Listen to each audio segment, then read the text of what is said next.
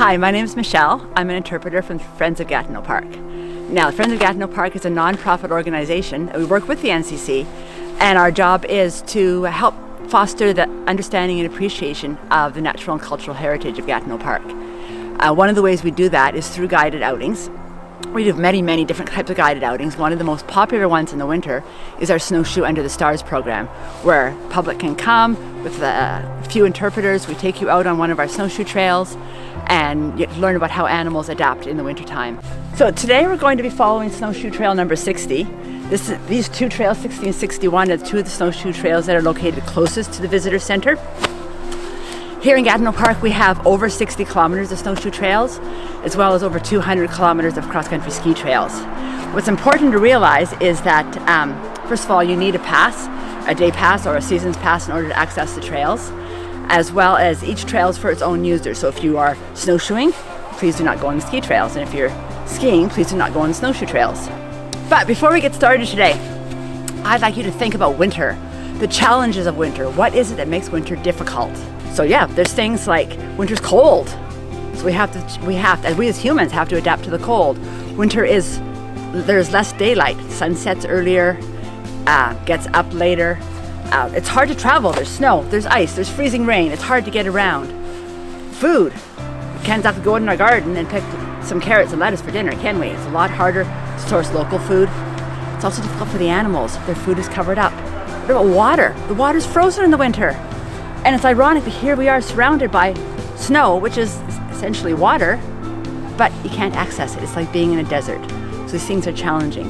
These things are challenging for us, they're challenging for the animals. We as humans have many ways of adapting. We have, most winters, we have the snowbirds, the people who go south for the winter, they migrate. Just as we have many of our birds and other animal species that migrate in one form or another. You know, we have over 230 species of birds that visit the park at one time or another, and only 30 of those species are able to spend the winter here. But there's a cost. There's a cost for humans. To go south every winter, that's expensive. You need a place to live down there. You need to maintain your home here. If you're a bird, imagine you're the size of a sparrow, and you're flying all the way to Florida. Think of how much energy that takes, the cost that takes. But if you don't go, you're going to die because there's no food for you here. There are no insects available. Same for a human they might feel like they're going to die if they stay here for the winter. So they're willing to use that expense. Then there's your neighbors, the ones that you saw in the fall, you saw all summer long, and all of a sudden they seem to have disappeared. You'll see them again in the spring. It's because they're hibernating. They're watching Netflix in their basement. They're not want to deal with winter. It's too cold. And so a few of the animals we're going to be talking about today also hibernate. They are unable to migrate, but they cannot adapt to spend the winters here. We'll be talking about why they hibernate exactly. And then there's people like you and I who are out snowshoeing. We've adapted, making it easier to get around by putting snowshoes on our feet, or perhaps we're going skiing, or perhaps we're going sledding. We've put on warm winter clothing, hats, mitts, gloves. We have adapted for the colder temperatures. And we'll be speaking about a few animals today who have also adapted to the winter. So as you can see, we've got a nice set of animal tracks going across the snow. And when you look at them, it's important when you look at animal tracks to see what kind of a pattern they're making. Are they in a group? Are they 2 by 2? Or in this case, do they make more or less a straight line, slightly diagonally offset? So these are what we call diagonal tracks. And when you're trying to figure out what animal it is, it's helpful with a little bit of background knowledge. One of them is that the only animals that make this kind of track are deer, humans, birds, dogs and cats, canines and felines. So we look at it now and think about deer. Is it deer? That'd be kind of cool. Deer are big.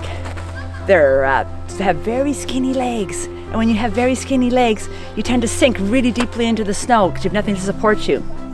So they look fairly deep. Now, of course, the snow is also very soft right now, so most animals are going to sink quite a bit. So the next thing we should do is have a closer look at the track. So if you look in, you're looking to see how many toes there are. If it's canine or feline, there's going to be 4 toes. But as we can see, looking in these tracks, there's very clearly 2 big toes, a cloven hoof. So right away, and there's 2 little spots back from the dew claws. These are easily identifiable as deer tracks. Now what's interesting is that here we are when we're filming this, it's the end of November. So it's still very early in the winter. Later on in the winter, it would be very, very unusual to find deer tracks in here, because deer also migrate like the birds, but of course deer don't fly all the way south, Florida. Deer migrate by walking, and what they need to do is they need to stick together to make deer trails, what we call deer yards. Because as a lone deer, getting through the deep snow is exhausting, and you will likely not survive the winter because you're going to use up all your energy just trying to get through the deep snow. So they migrate here in the park. They mostly migrate to the southern edge of the park along the early escarpment because it's south facing, lots more sun. It's also very exposed, a lot of wind. There's going to be less snow accumulation, and the snow is going to melt faster in the spring. So it's easier for them to find food. And all the deer in the park migrate there to stay together, create deer yards, a series network of trails which they will walk on. Now, in a winter when we get a lot of snow, a lot of snow, they have to keep making these trails so they get exhausted, and therefore deer don't survive as well as they do in the winter with less snow. We'll be seeing today how some animals survive better with lots of snow, and some animals like the deer do better in winters without much snow. So, look at this tree. It's pretty dead. No branches, no leaves. It's full of holes. Any idea what made these holes? Yeah, that's right, a woodpecker. But these are very large holes, and they're more or less rectangular in shape, and that tells us right away that these holes were made by a pileated woodpecker. Now, pileated woodpecker is our largest woodpecker. They can get up to about 60 centimeters from tip to tail. They're the ones with a big red crest. If anyone remembers Woody the woodpecker, he's modeled after the pileated woodpecker. It's also the bird that you'll hear when you hear kind of a maniacal laugh in the forest. That's the pileated woodpecker. Again, that Woody the woodpecker call, which I cannot imitate, so I'm not going there. But so why is the woodpecker, not only the pileated, but all woodpeckers, why are they making holes in the trees? They're making holes in the trees to get their food. Pileateds in particular are after the carpenter ants. Carpenter ants will lay their eggs under the bark, and then that's where the larvae will hatch. And as their larvae, they're eating that soft bark in there. So that's what the woodpecker is after. They've got kind of a long, barbed, sticky tongue, which they can quickly lap up all those insects. So given that, is the woodpecker damaging the tree? Actually, surprisingly, no. Because if a woodpecker is at a tree, they're looking for food, which are the insects. Insects are not in healthy trees. If the woodpecker is there, the tree is sick. The tree is infested with insects. In many cases, the woodpecker actually exterminates the tree, and the tree lives longer than it would have otherwise. Now, of course, pileateds make really big holes, so they do tend to tear apart the tree rather quickly, but the tree was already sick. That's important to keep in mind. I often hear people say, "Oh no, there's a woodpecker on my tree, get the woodpeckers away, they're gonna hurt my tree." Well, actually, the woodpeckers are telling you something. They're telling you that your tree is full of bugs and that they're helping you out. Do pileated woodpeckers stay here in the wintertime? Actually, they do. They're about the only insect-eating bird that does stay in the winter and doesn't migrate because their food's here. It's under the tree. They're guaranteed. As long as you're guaranteed a source of food, why spend that energy to fly somewhere else? It's here. Now, normally, not normally, but 3 seasons of the year, the pileated woodpeckers what they do is they can hear the insects, the ants crawling under the bark, and that's how they know that's a good source of food. Because you don't want to waste all your energy just making holes in any old tree. It's like going to a grocery store with no food in it. Well, that was a waste of time. So they need to find a tree that has food. Now, just like people, if you feed the birds, it's important to put out your bird feeder early enough in the fall so the birds know that's a source of food, because they're scouting it. They don't have enough energy in the winter to spend looking for food. So the woodpeckers have figured out which trees. They've listened for the insects, because right now the insects aren't moving. They are in insect diapause, which is a type of either as eggs or the adults are in diapause, which is a type of insect hibernation. But the woodpeckers already know this tree is good this winter, and that tree, and those are the restaurants I'm going to go to this winter. We found another set of tracks. These are very different from the deer tracks we found earlier. As you can see, there's a group. There seems to be 4 tracks in a group, which is a great clue, because really there's only 3 animals that make this kind of track: either squirrel, rabbit, snowshoe hare, or mice. Well, if it's mouse, I wouldn't want to run into this mouse. It'd be pretty big. So that leaves snowshoe hare or squirrel. Well, they're kind of big. The thing to keep in mind is that soft snow in particular tends to make tracks look bigger than their feet actually are. And then the other clue, remember we talked about following them a little bit? So you follow them and they go, oh, look at the end, right at the tree. That's telling me it's probably squirrel, because rabbits don't tend to climb trees, as far as I know. So yes, it's squirrel. And actually, when you see snowshoe hare tracks, with luck we'll see some today, but we may not. They are much, much bigger. It's quite obvious when you see them. So yeah, so these are squirrel tracks. Big. Now it's interesting. The big ones are the feet in the back, and the small ones are the front feet.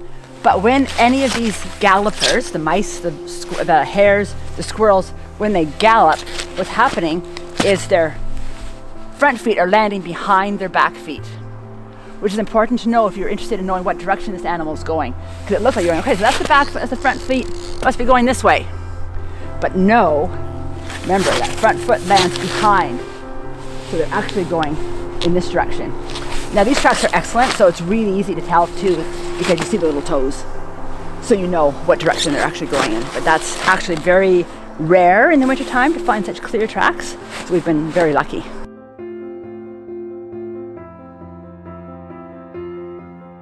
Look at this hemlock tree, and it is full of holes. It looks like someone's taken a hammer and nail and just gone to town. But don't worry, no one's been defacing our trees here. It's not a hammer and nail, it's actually an animal. Any ideas? Believe it or not, this is actually another woodpecker.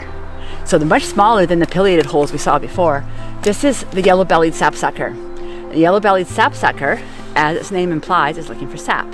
So what it does is it drills a row of holes and then takes a break while it's waiting for the sap to ooze out of the holes. And when that sap oozes out, it's sweet, it's sticky, and it attracts insects. So those insects fly in and, oh no, they get stuck in the sap.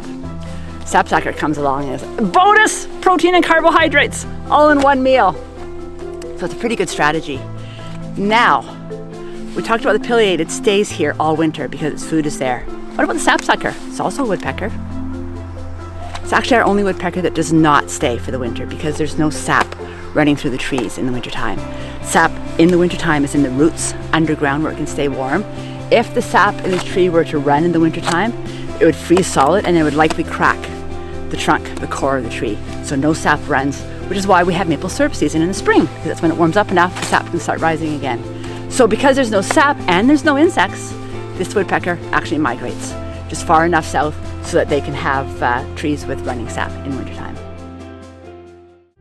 Okay. So we stopped by in this little, call it beech grove. See these trees with a really smooth bark? There's a number of them around. They're one of the easier trees to identify in the park because they have such super smooth bark. I like to think of them as looking like elephant legs. So if you use your imagination, if you looked at it, certainly you could say, oh, an elephant! But no, it's a tree. Now, so beech trees also produce beech nuts. They produce a lot of beech nuts, and beech nuts are a favorite food of squirrels, as well as the black bear. Black bears love beech nuts. And if we look closely at this tree, you'll see the claw marks. These are actually made from a black bear. A black bear who has climbed up to the top of the tree to sit in the fork of the branches and fill his face or her face with beech nuts. Now these particular ones are quite old. As you can see, the fresh ones would be more of a scratch. These ones, as the tree has grown, they've widened and they've also got scar tissue over them. So this is not recent. Should we be concerned about running into a bear today? Actually, a trick question. Because early in the winter, there's a possibility that bears are stomping around, but most of the winter, bears are not around because bears hibernate for the winter, which is why they love beech nuts, because beech nuts are full of lots of fat and protein, so that they'll give them food stores for the winter time. So most of the winter, we should not be concerned. Now, bears are not true hibernators, which means it is possible that they were on a warm day like today, or closer to spring, they may get up and go for a walk around. So I just said they're not true hibernators. What does that mean? Well, groundhogs are true hibernators. Bats are true hibernators. Bears are not. And the difference being, for when a groundhog, for example, goes to sleep for the winter in its burrow, what happens is its body temperature drops. So being a mammal, its body temperature is normally at 37 degrees Celsius. When it drops into hibernation, and it will test it out, it'll drop a little bit and then drop a little bit more and then a little bit more. So for most of the winter, its body temperature stays at about 4 degrees Celsius. 4 degrees Celsius, it's just barely alive. Occasionally, when we've had a really, really cold snap, they're in danger of the temperature dropping even lower, where they would not be able to survive. So they'll wake up enough to create some body heat and raise the temperature a little bit. But not only does their body temperature drop, but their heart rate drops to about 4 beats a minute. And they only breathe about once every 3 to 6 minutes. So they're alive, but just barely alive. And then in the spring, temperatures warm up, all those things start to rise again. Now when a bear goes into hibernation, yes, their body temperature drops from 37, but only to about 32. So yeah, it's a drop, but not nearly as much as a groundhog. And their heart rate will slow. It will slow significantly, but again, not as slow as a groundhog's. And same with their respiration will also slow. So much more easily roused. In theory, you could crawl into a bear's den and wake them up. I don't advise it. Please don't. But it would be much harder to wake up a groundhog. Because it's warm, it's protected, it's a little bit darker down here. This is a great place if you're a small animal. It's a great place to hide. There's lots of brush to hide behind. There's fallen trees, root systems, logs. It's much safer than being on an exposed ridge.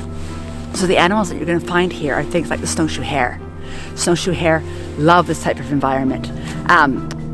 They eat in the wintertime. Of course, they can't eat, carrots and lettuce and grass and that kind of stuff that we think of bunnies or hares as eating. In the wintertime, what they're surviving on is the conifer needles, the small twigs, bark. So what happens is, remember we talked about with the deer? Deer like a winter with not much snow. Snowshoe hare actually like winters with increasing amount of the snowpack. Because if the snow stays at the same level, they eat everything that they can reach within their territory. Until eventually, there's a shortage of food. But we got another snowfall, yay! Now they're lifted up a little bit higher and they can reach a whole new level of food. Snowshoe hare, as you're probably aware, turn white in the wintertime. They turn white because, hey, the snow's white. It's really great to blend in, to be camouflaged. But white fur is actually 27% warmer than brown fur. What? Go figure, 27% warmer, just have white hair. Well, there's a reason behind that. A brown hare, it's brown because the hair shaft is filled with melanin. It's filled with melanin, which is the pigment that makes it brown.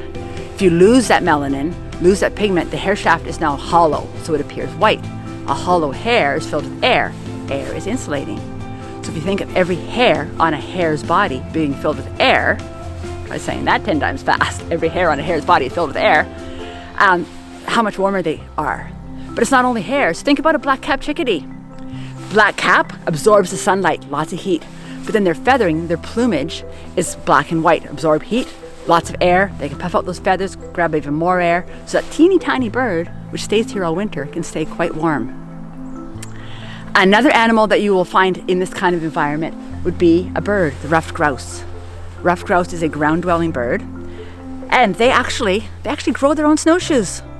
So on their feet, they have 3 toes, like all birds do.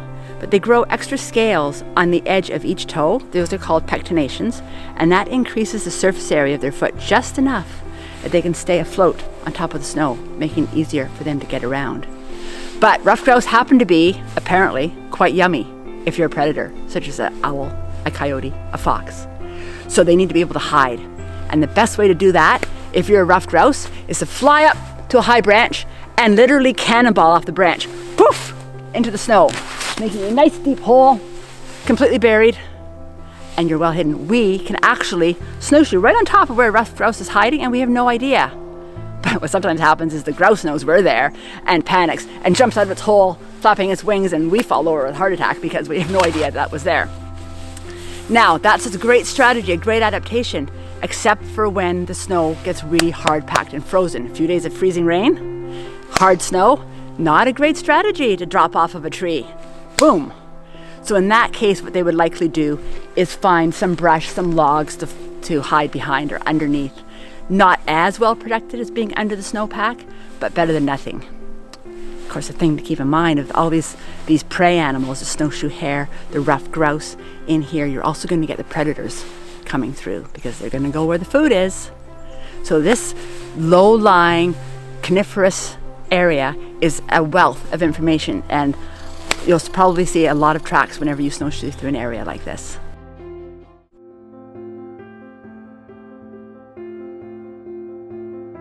So we've talked about animals that migrate to survive the winter, like birds and the deer. We've talked about animals that hibernate, such as bears and groundhogs. We've talked about animals that adapt, such as the snowshoe hare by turning white. So one of the animals we haven't talked about is an animal that's active all winter long or most of the winter, but we don't see them.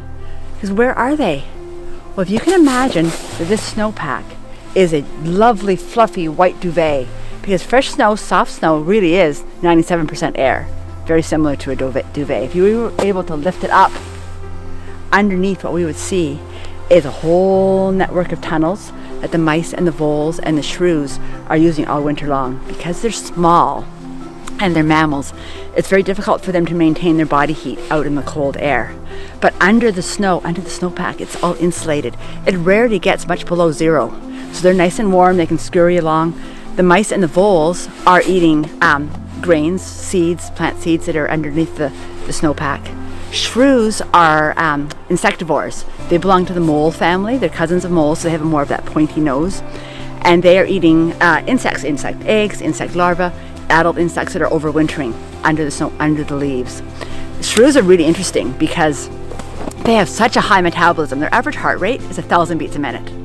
You just imagine, we think that our heart is going fast when it's like 170 beats a minute, 1,000 beats a minute. Because of that high metabolism, they have to eat all the time. They can't even go a few hours without eating or they will die. They, in fact, have to eat their body weight every 24 hours. Imagine getting to eat your body weight every 24 hours. I don't recommend it for us. And so they have a very short lifespan. They only live about a year. And also, if you can imagine, if your average heart rate's 1,000 beats a minute, if you're being chased by a predator, your heart rate under any stress is going to go to such a level that you can't survive. So they are very vulnerable to just heart failure. But yes, under the snow, in fact, in the spring, as the snow starts to melt, you will often see the outline of the tunnels of all these animals that have been right there under our feet. Voles, in particular, are very good at tunneling up to let in air. The snowpack, when it's nice fresh snow, has a lot of air in it. The air is from the snow itself, as well as around the roots of all the plants and the trees and the shrubs. They also have air pockets. But occasionally that snow gets compacted, so there's less air, and mammals just like us are subject to carbon monoxide poisonings. So voles will tunnel straight up to make a chimney to allow air into the snowpack, and everything is good. So snowshoes, why do we use snowshoes anyway? What's the purpose of them? Well, as you can see, this is a rather large snowshoe. This is one of the original traditional style snowshoes. Snowshoes have been around for hundreds and hundreds of years. They were first developed by First Nations people. And the interesting part is all over the world, they were developed by different First Nations and all developed separately. And depending on their particular environment, different shapes, different sizes. But the thing they have in common is that they are big enough to support body weight and spread out surface area. Greater surface area means you can float above the snow a little better. And this all came about by observing animals. If you think about, remember we talked about deer and their really skinny legs? So they can't stay on top of the snow, they sink right in. So it's like us with just our boots. But a snowshoe hare with nice big feet, or a lynx even, they have really nice big paws. They have adapted, they're made for Canadian winters where they can stay on top of the snow a lot easier. So okay, animals with bigger feet have an easier time than animals with skinny feet. Let's make our feet bigger.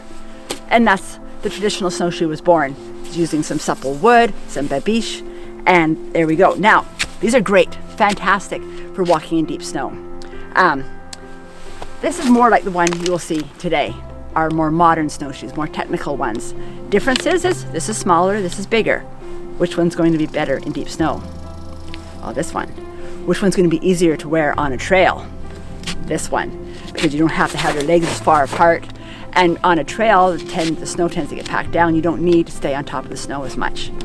Another advantage that the more modern ones have is they have crampons on the bottom. So the ones that you can rent at the visitor center or that you may own yourself have crampons, which means pretty much you can walk up walls. So the snow's a little bit icy, no problem going up or down the hill, your crampons just dig in. These ones, better for flat surfaces, shall we say, no crampon. If you're going up and down a hill, it's kind of like riding a toboggan going down the hill. But nothing is better than this for walking in deep snow across fields, for example. They even make snowshoes now even smaller, which are used for running. There's a whole new sport of snowshoe running where you have a much smaller snowshoe bigger than your foot, so you can still stay on top of the snow better, but it gives you more agility. So thank you very much for watching, and I hope you enjoyed our virtual guided tour. We hope to see you sometime in the near future in person. Please go online to our website, the Friends of Gatineau Park website. We're doing many of these virtual guided tours, and it'll also be, it'll be listed when we will be starting in-person programming again. Enjoy, and thank you.